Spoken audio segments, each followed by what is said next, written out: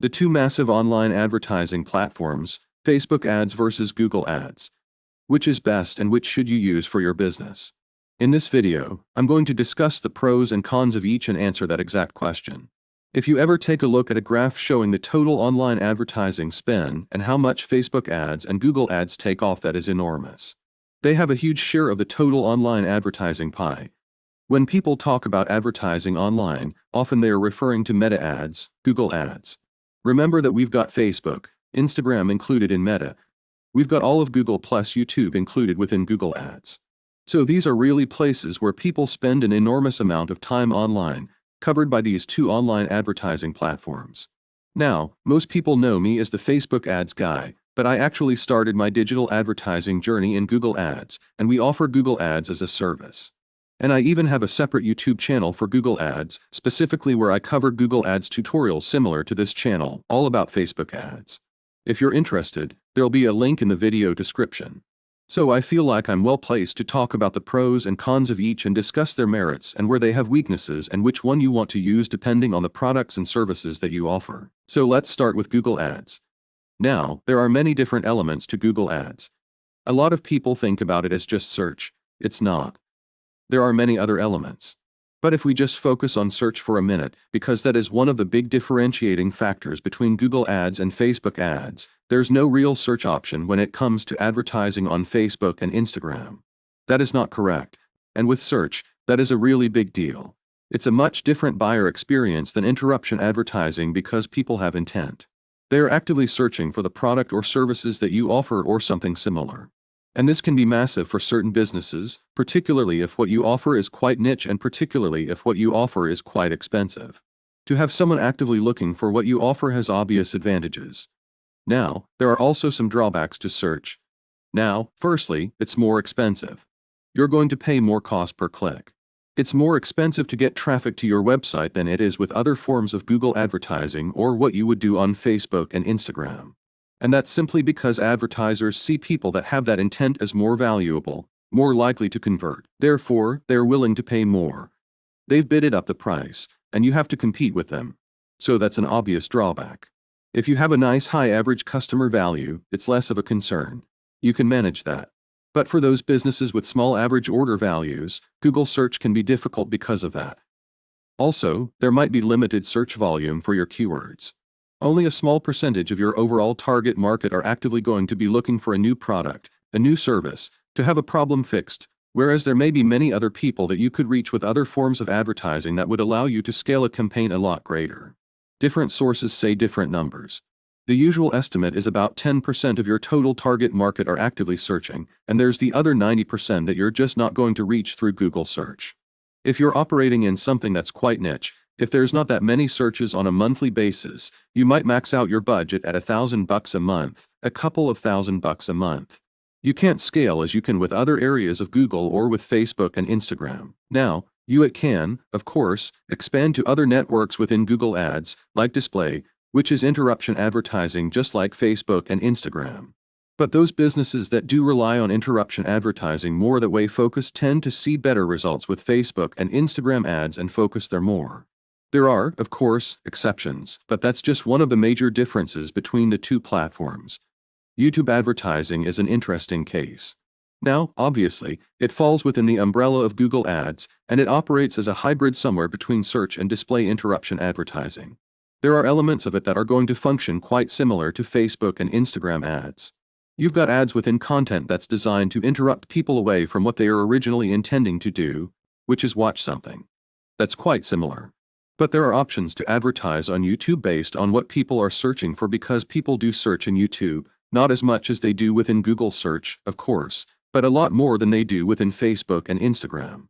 So it's a bit of a hybrid there, and that's something to consider depending on where your business falls on the average order value spectrum, how niche it is, all that stuff. The Google Ads platform is certainly more sophisticated.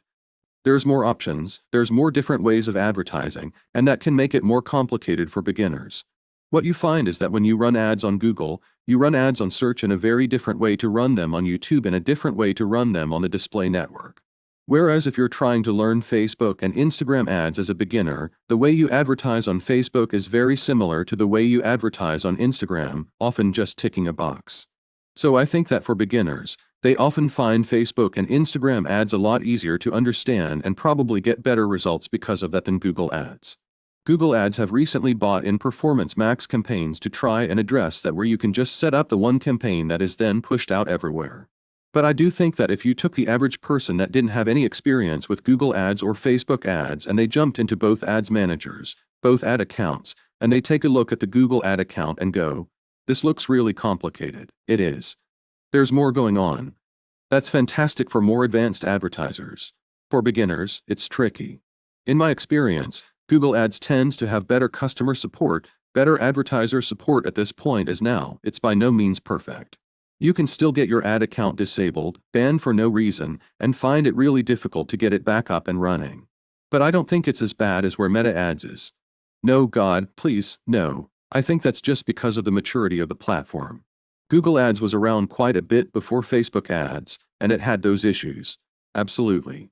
You can rewind the clock to when I first started advertising on Google, which must be 13, 14 years ago, and it was definitely worse then with those sorts of issues than it is now. It has improved over time. I very much hope that Meta as a company is going to work on this and improve Facebook and Instagram ads in that sense over time as well. We're going to get better support. But I think that is an advantage that Google Ads has at this point. Oh, and by the way, we offer Facebook Ads and Google Ads as done-for-you services. You can have one or the other or both. If you're interested, link in the video description to both. You can go ahead, book a call with all my team members, find out all the information. So let's switch the focus to Facebook Ads for a minute. Now, depending on which network within Google Ads you are using, Facebook Ads is very visual. It's all visual. It's therefore beneficial for businesses that have something to demonstrate and display. We often find that food companies or apparel brands or things like that are very much Facebook, Instagram advertising focused because the visual element is really, really important to them.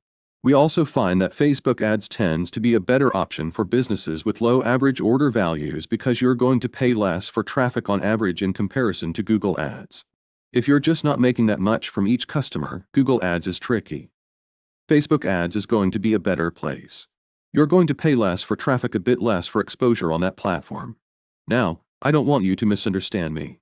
If you have a high average order value, high customer value, don't think that Facebook and Instagram advertising isn't the place to be. You will almost certainly get great results on both because having a really high average customer value is one of the best ways to get good results from any form of online advertising. So you should definitely be testing both platforms. But just if you are on that lower end of things, I would steer you more towards the Facebook and Instagram side of things.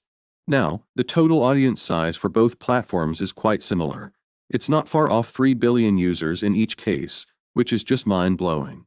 Just about everyone that's got regular internet access at this point.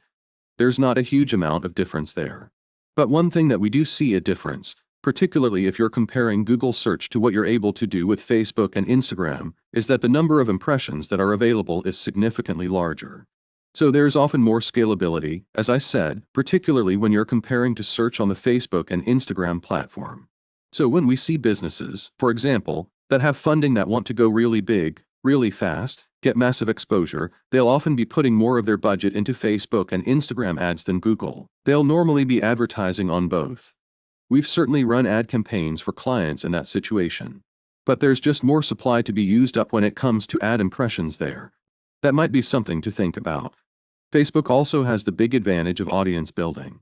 If you take YouTube aside from the rest of what you do on Google, you're not really building an audience as you advertise.